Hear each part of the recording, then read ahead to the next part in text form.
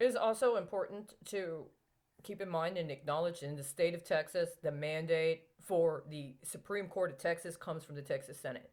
When the Texas Senate not only allows for information or for legislation that is blatantly unconstitutional to be passed and then sent into the alleged public realm of ballot initiatives that then it tries to deceive the people of Texas into believing is acceptable constitutional process, then they have defrauded the people of the state of Texas when they allowed that. When there isn't an appropriate check put against the abuses of the legislature, including by the Attorney General's office, then that is also a defrauding of the people of the state of Texas. And when the Texas judiciary refuses to engage constitutionally in matters that are brought before the court, then the question then becomes, well, what is the Texas Senate doing about that?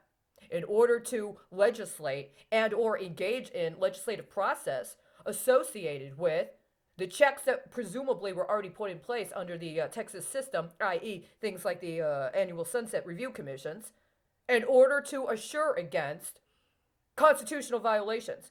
Now, in this last year, what has not been talked about, 2019 through 2020, the Texas Senate and the Texas legislature had a sunset review on what? Anybody know?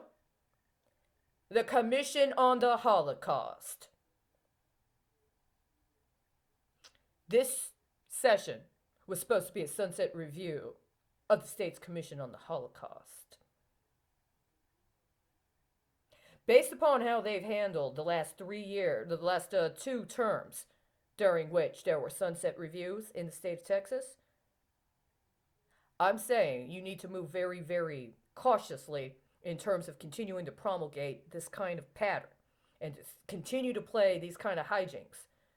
It was on the Texas Senate in order to implement and effectuate measures that would provide a check against abuse of the judiciary. They failed to do that. That's why I had to take it to the district court level and request articles of impeachment against the Texas Senate.